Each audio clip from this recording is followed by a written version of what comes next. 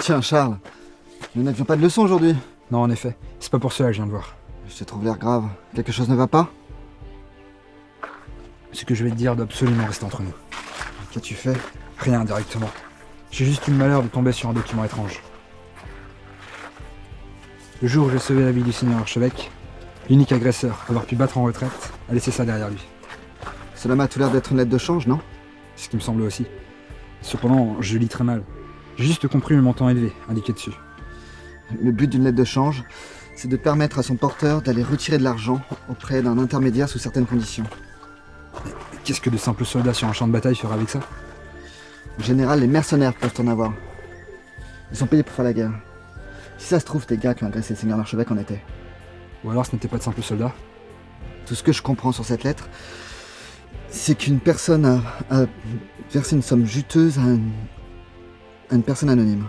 Dans quel but, en revanche, je ne sais pas. Si tu veux remonter la piste de cette lettre, tu devrais identifier le cachet sur ce document. Tu auras moins l'identité de son auteur. Et tu ne connais pas ce sceau? Je suis maître d'armes. Pas noble. Il faudra t'adresser à l'un d'eux si tu veux en savoir plus. Quant à moi, je te promets de ne plus en parler. Si tu veux mon avis, tu vas au-devant de graves problèmes avec cette lettre. Et j'ai peur que si je l'ignore, quelque chose de terrible ne se produise.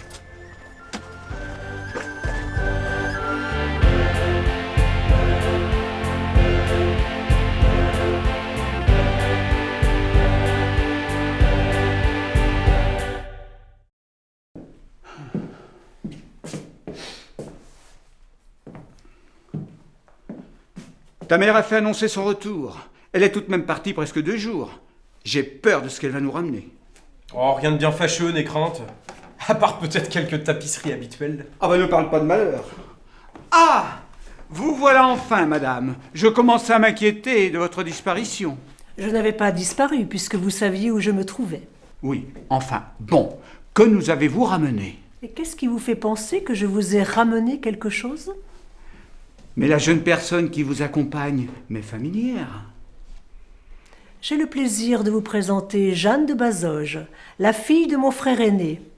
Vous vous souvenez d'elle? Ah oui! Mais cela faisait longtemps que nous ne nous étions pas vus, jeune demoiselle. Je suis ravie de vous revoir, monseigneur. Jeanne va rester quelques jours avec nous. Son père compte sur moi pour lui choisir le meilleur parti. Grand bien vous fasse, si cela peut vous occuper. Pardonnez-moi de vous déranger, je peux revenir plus tard si vous le souhaitez. Mais non, mon garçon. Voici Jeanne de Bazoges, la nièce de mon épouse. Heureux de vous connaître. Mon fils, venez saluer votre cousine, au lieu de rêver. Je ne sais pas ce que vous espérez, mère. Mais je m'en moque.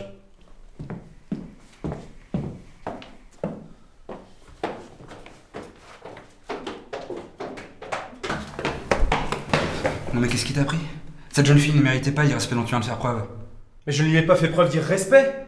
Je l'ai ignoré. Et comme un prince en plus. Ce n'est pas parce que tu viens d'apprendre les fiançailles de Jeanne de Maître-Félon avec Guillaume l'archevêque que tu dois te comporter comme lui. Mais lui au moins, il obtient tout ce qu'il veut. Il ne se traîne aucun boulet.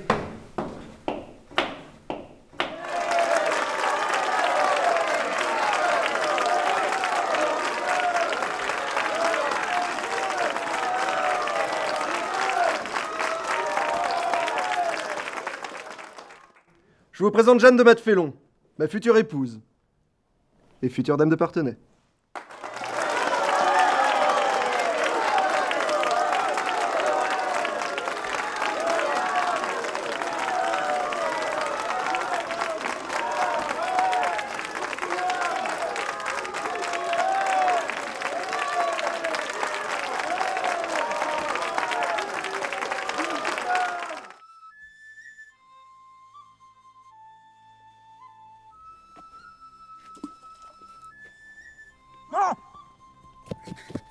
Surtout ne fais pas ça!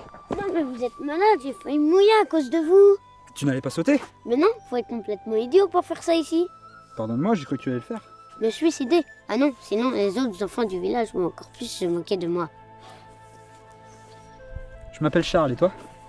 On m'appelle le vilain petit gorin, mais mon vrai nom c'est Priel. Pourquoi ce surnom? Parce que c'est moi qui nettoie les toits aux cochons dans les fermes autour du village. Pourquoi tu fais ça dans différentes fermes? Parce qu'en échange, on m'offre le gîte et le couvert. Alors je tourne, les gens me connaissent, mais les autres enfants se moquent beaucoup de moi. Tu n'as pas de maison? De famille? Bon, je sais pas, depuis tout petit, je vais avec le prêtre et les autres orphelins du coin. Mais le pauvre l'hiver dernier est mort. Les plus malins sont partis à la ville, mais moi, j'aime bien ici. Pour l'instant, je me débrouille. L'hiver arrive bientôt. Tu sais que tu ne pourras pas tenir longtemps quand tu n'en continues le fais. Peut-être que j'ai survécu pour mieux mourir après. Le ciel est parfois cruel avec des enfants comme moi. Tu m'as l'air très mature pour ton âge. Si tu veux mon avis, tu as survécu pour une bonne raison, Priel. Alors, je vais t'aider. Vous seriez bien le premier à faire ça depuis le vieux prêtre. Suis-moi. Tu connais la ferme un peu plus loin, près du ruisseau? Oui, je suis y allée l'autre jour, mais une jeune femme m'a répondu qu'elle n'avait pas besoin d'aide. Le propriétaire est un bon ami à moi, je vais te le présenter. Vous êtes sûr que je ne voudrais pas vous déranger? Je te laisse le choix. Ou tu continues à faire comme tu le fais et tu ne tireras pas longtemps, ou alors tu me suis. Je t'offrirai un avenir.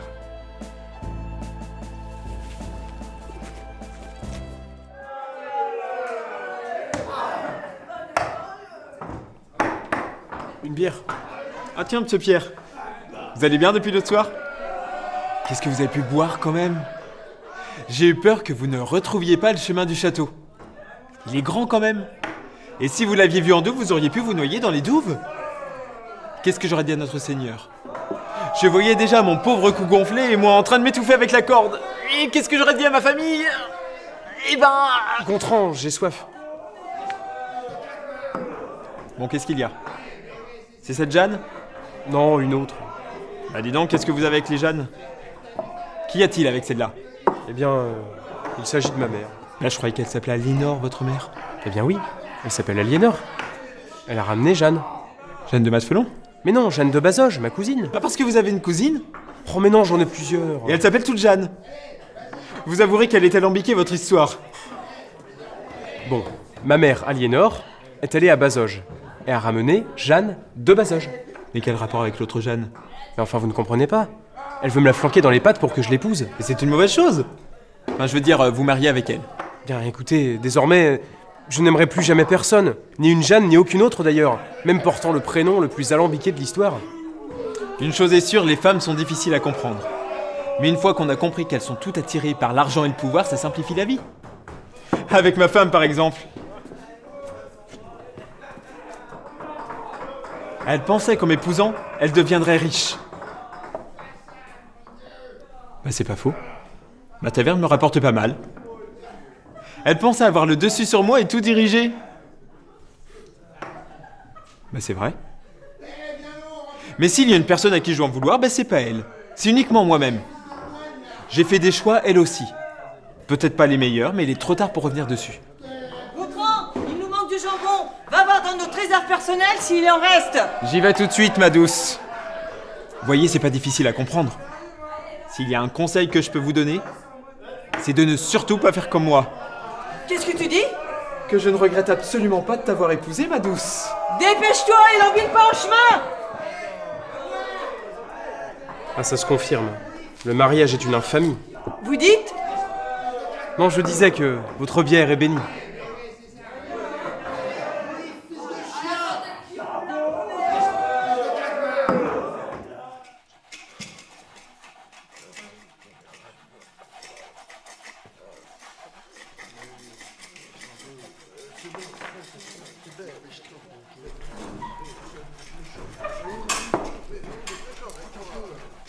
Bonsoir.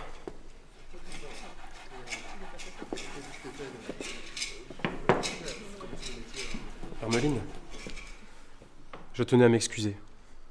J'ai conscience que je me suis mal comporté à votre égard. Pardonnez-moi, je n'étais pas dans mon état normal. J'accepte vos excuses. Je sais que vous aviez bu.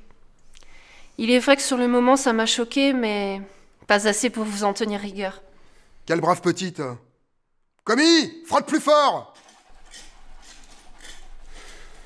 Charles,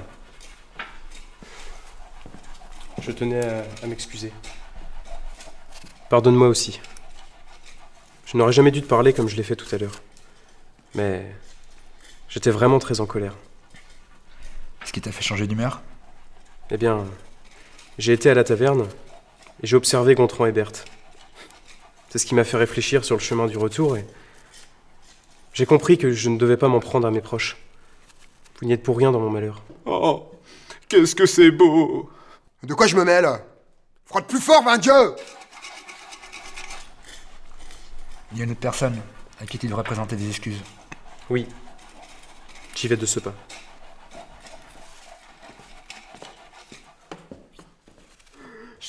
Chef, j'ai les mains qui saignent! Ah! Tant mieux! C'est le métier qui rentre!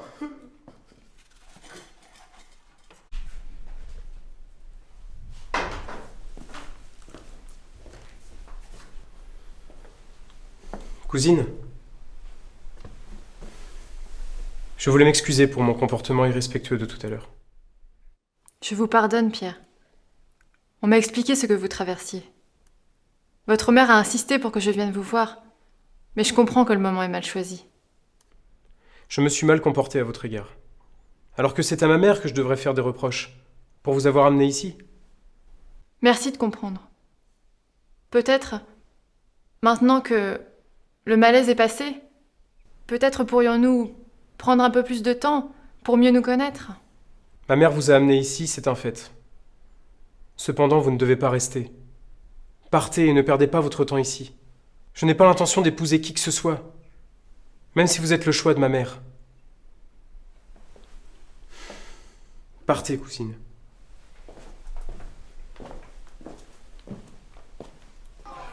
Ah, nous mourrons de soif, assoiffés que nous sommes. Ma pression.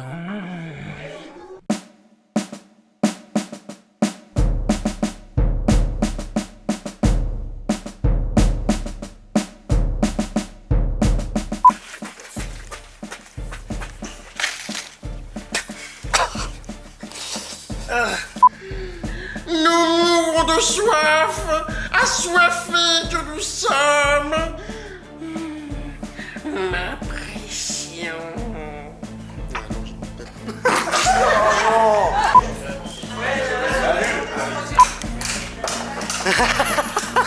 Oh non, je disais que votre bière est bénie.